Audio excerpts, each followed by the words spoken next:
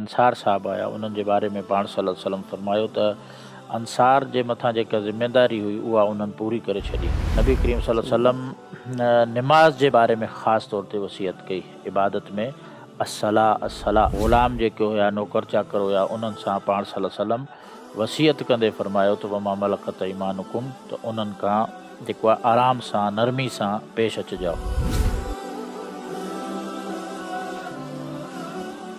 नबी करीम सल्लल्लाहु अलैहि वसल्लम जी आख़िरी वसियत छा हुई? अल्हम्दुलिल्लाह वकफ़ा वस्सलातु वस्सलामु अला रसूलिल्लाह। नबी करीम सल्लल्लाहु अलैहि वसल्लम पंहिंजी ज़िंदगी जे जेके आख़िरी अयाम हुया उन में मुख़्तलिफ़ क़िस्म जूं वसियतूं कयूं हुयूं। उन में कई वसियतूं अहिड़ियूं आहिनि जेके हुक़ूक़ुल इबाद सां ताल्लुक़ रखनि थियूं।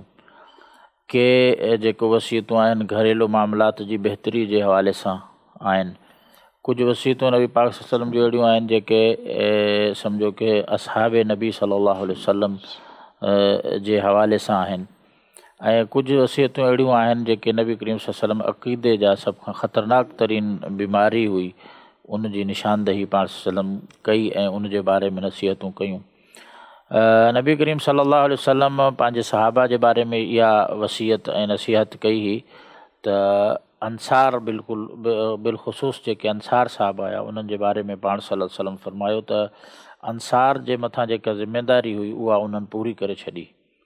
त हाणे मुहाजिरीन खे चयो त हाणे अवां जी ज़िम्मेदारी बाक़ी आहे त अहसिनु इला मुहसिनिहिम, के अंसार मां जेको मुहसिन आहे, सुठो आहे, नेक आहे, उन सां अवां बि एहसान सां ऐं एतिराम सां पेश अचो, ऐं जेको तजावज़ु आहिनि मुसीइहिम, उन्हनि मां कंहिंखां ग़लती थी वञे थी त उनखां तजावुज़ कयो, यानी कि उनखां दरगुज़र कयो।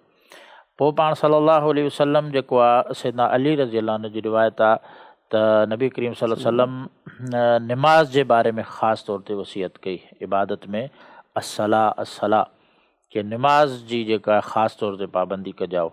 ऐं इहा बि वसियत कई नबी करीम सल्लल्लाहु अलैहि वसल्लम वमा मलकत ईमानुकुम, जेके ग़ुलाम आहिनि, नौकर चाकर आहिनि, उन्हनि जे बारे में जेको आहे नरमी जो रवैयो इख़्तियार कजाओ। जेको पाण खाओ था उन्हनि खे उहो खाराइजाओ, जेको पाण पायो था उन्हनि खे बि उहो पाराइजाओ, ऐं उन्हनि खे जेको आहे कम में उन्हनि सां एतिरी सख़्ती न कयो। त ग़ुलाम जेके हुया, नौकर चाकर हुया, उन्हनि सां पाण सल्लल्लाहु अलैहि वसल्लम वसियत कंदे फरमायो त वमा मलकत ईमानुकुम, त उन्हनि खां जेको आहे आराम सां नरमी सां ऐं जेको आहे उहो पेश अचिजाओ। इन खां अलावा नबी करीम सल्लल्लाहु अलैहि वसल्लम औरतुनि जे बारे में बि इहा वसियत फरमाई कि फतक़ुन लाह फिन्निसा, त औकमा क़ाल सल्लल्लाहु अलैहि वसल्लम के अल्लाह ताला खां डिॼंदा रहो औरतुनि जे मामले जे बारे में।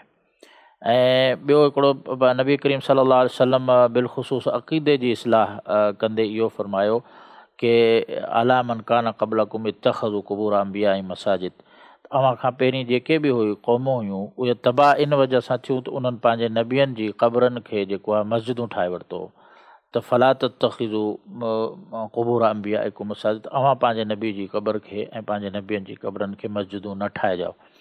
अहले इल्म इन जा मस्जिद क़बर खे मस्जिद ठाहिण जा टे माना बयानु कया आहिनि।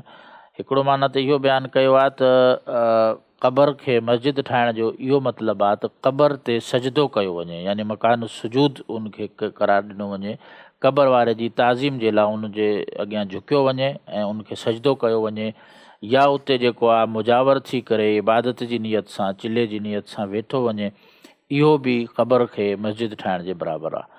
ॿियो जेको आहे इन माना में इहो बि अचे थो त क़बर जी तरफ़ मुंहुं करे, रुख़ करे, उनखे सम्झो कि ताज़ीमी तौर ते क़िबलो ठाहे करे उन जी तरफ़ मुंहुं करे नमाज़ पढ़णु या नफ़िल पढ़णु, इन खां बि नबी करीम सल्लल्लाहु अलैहि वसल्लम मना फरमायो। इन जे लाइ क़ब्रस्तान में जेको आहे नमाज़ ते पाबंदी आहे। टियों जेको इन जो माना आहे क़बरुनि खे मस्जिदूं ठाहिण जे हवाले सां, त उते बुनियादी तौर ते मस्जिद ठाही वञे जीअं आम मस्जिद हूंदी आहे, यानी पहिरियों माना त इहो त उते सजदो कयो वञे या नमाज़ पढ़ी वञे या उन जी तरफ़ मुंहुं करे नमाज़ पढ़ी वञे। ऐं टियों जेको आहे वाक़ई तौर ते उते मस्जिद ठाही वञे सवाब जी नियत सां, ऐं पोइ माण्हुनि खे उन मस्जिद में दावत ॾिनी वञे नमाज़ पढ़ण जे लाइ, ऐं उन्हनि खे उन जा फ़ज़ाइल बि ॿुधाया वञनि। त इन खां बि नबी करीम सल्लल्लाहु अलैहि वसल्लम मना फरमायो।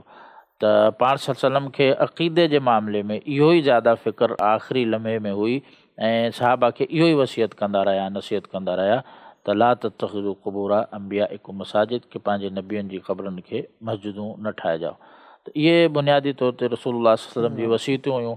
पोइ सैयदना अबू बकर रज़ियल्लाहु अन्हु जे बारे में रसूलुल्लाह सल्लल्लाहु अलैहि वसल्लम ख़ासि तौर ते नसीहत कई, वसियत कई त हाणे सहाबा जेके मस्जिद नबी सां बराबरि में घर हुया त उन्हनि मां कुझु दरी टाइप जेको आहे रस्ता खुलियल हूंदा त सहाबा उतां खां मस्जिद में जेको आहे अज़ान वग़ैरह ॿुधंदा या अची वेंदा।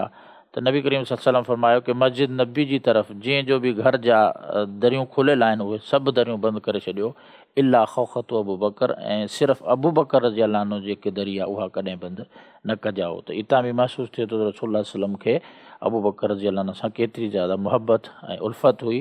ऐं पाण फरमायो इन में बि हिकिड़ो इशारो आहे त नबी करीम सल्लल्लाहु अलैहि वसल्लम ख़िलाफ़त जेको आहे उहो ॼाण इल्मु रखंदा त सैयदना अबू बकर रज़ियल्लाहु अन्हु खे मिलंदी, ऐं पाण सल्लल्लाहु अलैहि वसल्लम इन जे लाइ कयो त अबू बकर रज़ियल्लाहु अन्हु जी जेका दरी आहे उहा बंदि न कई वञे। इन खां अलावा बि ॿियूं बि वसियतूं आहिनि, पर मशहूरु जेके आहिनि नबी पाक सल्लल्लाहु अलैहि वसल्लम जूं इहे वसियतूं ऐं नसीहतूं हुयूं। इन्हनि ते सभु मुस्लमाननि खे अमल करण जी अलाह ताला तौफ़ीक़ ॾे। बारकल्लाहु फ़ीकुम।